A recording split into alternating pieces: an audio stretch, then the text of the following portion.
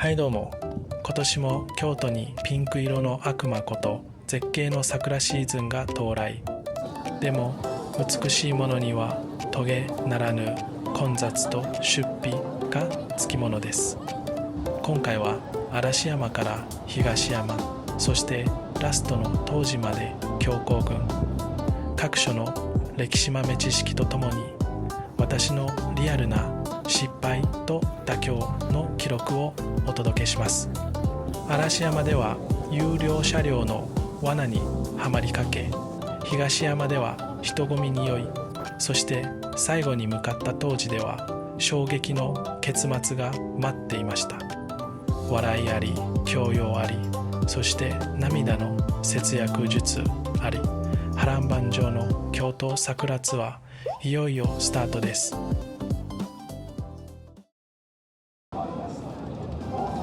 さあ、朝一の阪急電車で京都へって見てください。このホーム、これ花見じゃなくて満員電車の修行に来たんでしたっけ。車内はまさに地獄絵図。でもふと隣の車両を見るとガラガラ。嘘でしょ。京都の人みんな優しいから私に譲ってくれたのなんて浮かれたのもつかの間。これ有料座席プライベースじゃないですか。追加料金を払う勇気と追付の余裕がない私はおとなしく人波に揉まれて嵐山を目指します。嵐山に到着。実はここに来るの今回で3回目なんです。でもね、白状します。私歴史の専門家を自称しておきながらとんでもないミスを、いつも天龍寺の庭園だけ見て満足して帰ってたんですが、実は渡月橋ちゃんと観光したことがなかったんです。信じられます？後日テレビを見てあの橋も名所なのと知るという典型的な東大元暮らしというわけで、今回が正真正銘の渡月橋デビュー。これが渡月橋。桂川のせせらぎと山肌を彩る桜のパッチワーク。亀山上皇が月が橋を渡るようだと評したのも納得の絶景です。橋、桜、そして嵐山の緑、この三位一体の構図はもはや日本の DNA に刻まれるべき美しさ。ようやく私の嵐山が完成した気がします。ここでちょっと豆知識。この辺りには日中不戦の石碑など平和を祈るスポットも、美しい景色を平和に眺められる幸せをかみしめましょう。気持ちいいな。でもこの清々しさを一瞬で破壊するのがこの圧倒的な人の数。そろそろお腹も空いてきましたが、嵐山グルメ横丁で何か食べようと画策したものの、もはやグルメ町というより行列の展示会。人言いそうなので画像で我慢してください。人、もはや桜を見ているのか後頭部を見ているのか分かりません。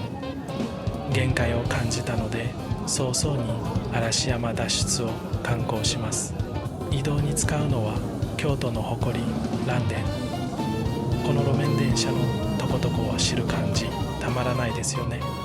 一気に情緒が爆上がりします。普通の鉄道とは違う生活道路をすり抜けるスリルと風味。車窓から流れる桜並木を眺めていると、さっきの混雑も少しだけ許せる気がします。さて、嵐電に揺られて次なる目的地東山エリアへと向かいます。そこにはさらなる絶景とさらなる試練が待ち構えているのです。勝渡る橋を彩る桃の雲。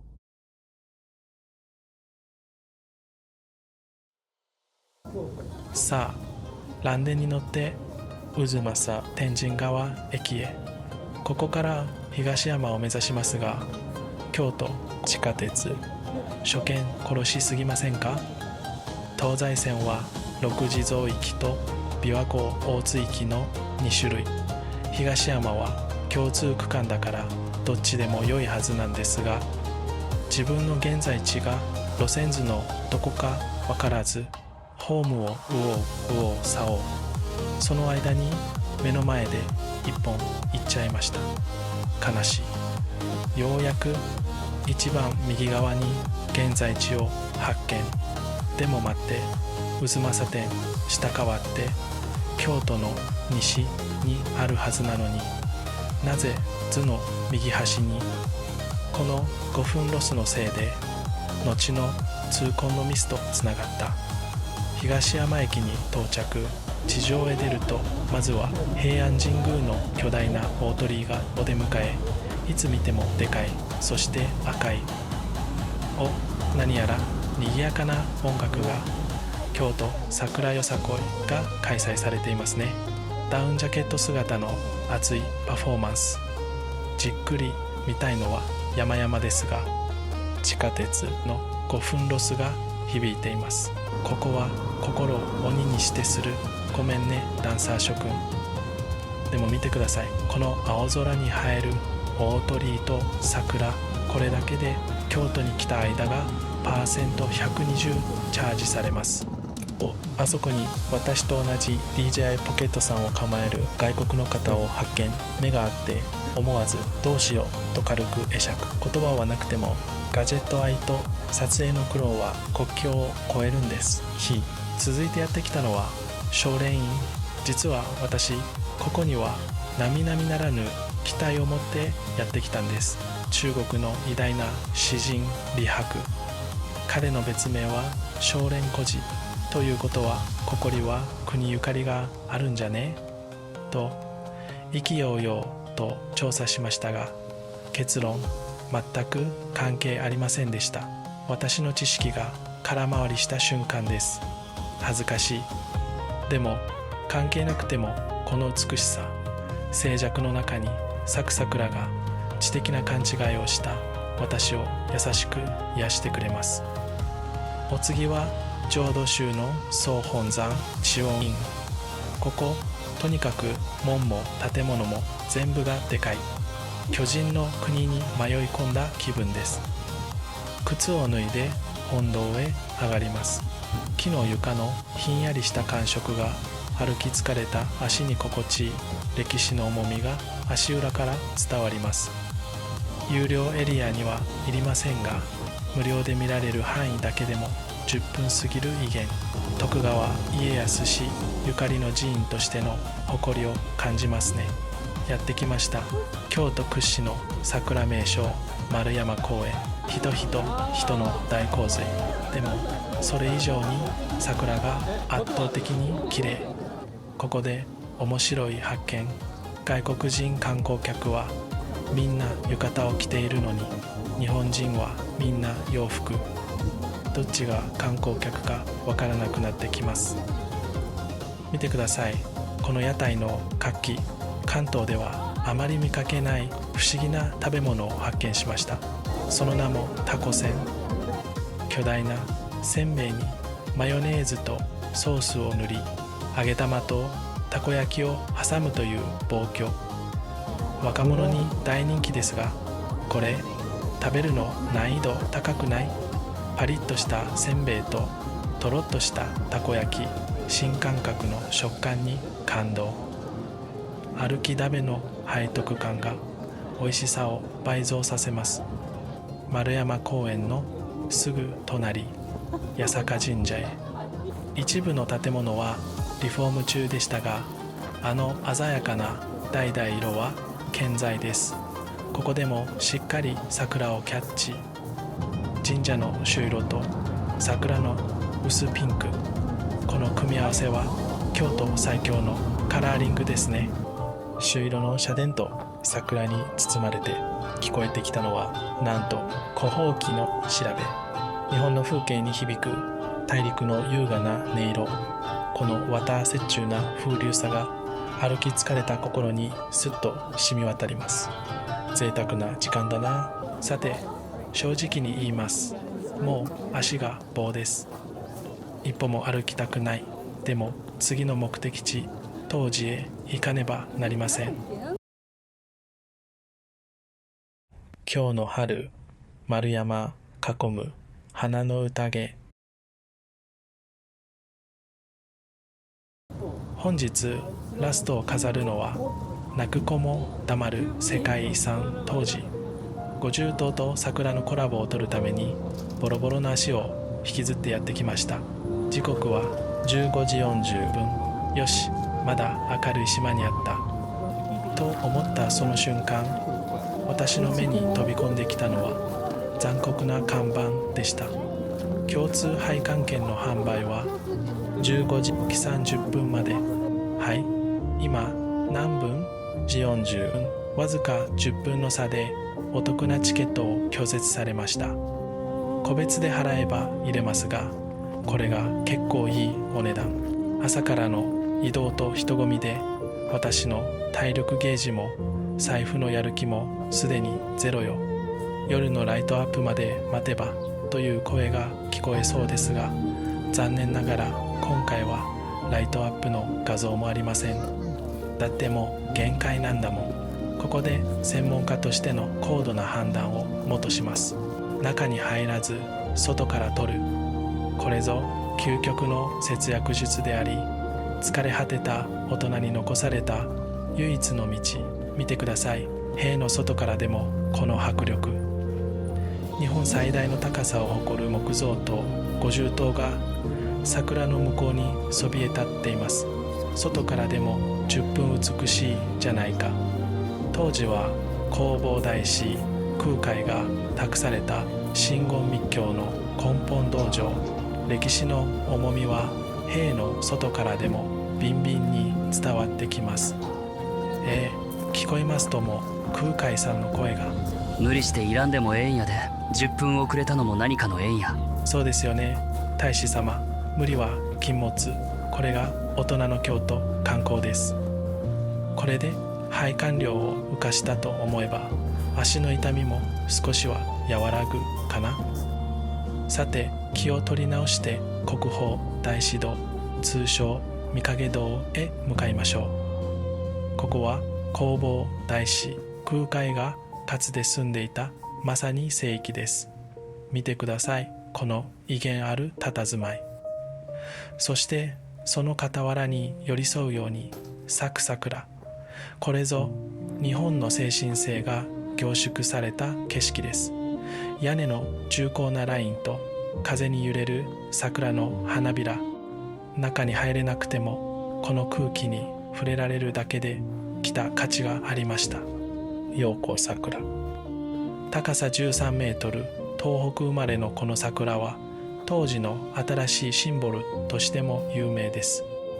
五重塔と桜を遠目に眺めながら今日の旅を振り返ります。足はパンパンですが心は満開の桜でいっぱいです。当時は平安京遷都の際、塔を守る管律の寺院として建てられました。今もこうして私たちを見守ってくれているんですね。皆さんはぜひ時間に余裕を持って、具体的には15時に10分までにはチケット売り場に並ぶことを強く強くお勧めします。五重塔からに咲き誇る陽光桜。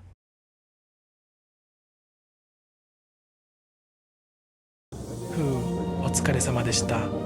朝の満員電車から始まり、嵐山丸山公園、最後は当時の門前払いへと着地。これぞ究極のカオス京突でしたね。皆さんが京都を訪れる際は、私の10分遅れの悲劇を反面教師にして、ぜひ計画的かつゆとりを持って巡ってみてくださいね。足はパンパンですが、この春の空気をお届けできて感無量です。この動画が少しでも皆さんの旅のヒントと笑いの種になれば幸いです。それではチャンネル登録と高評価を忘れずに。また次の旅でお会いしましょう。京都の春に乾杯。バイバイ。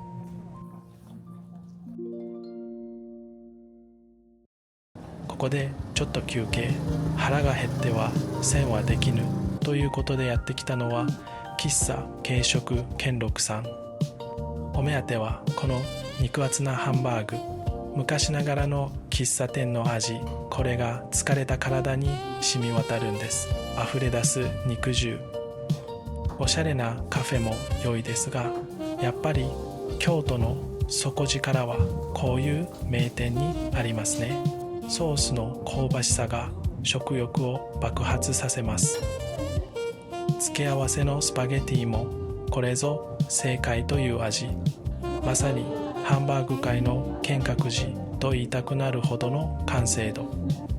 胃袋が歓喜の声を上げています。しっかり完食。これでエネルギー充填パー戦闘120。さあ次のスポットへ向かう力が湧いてきました。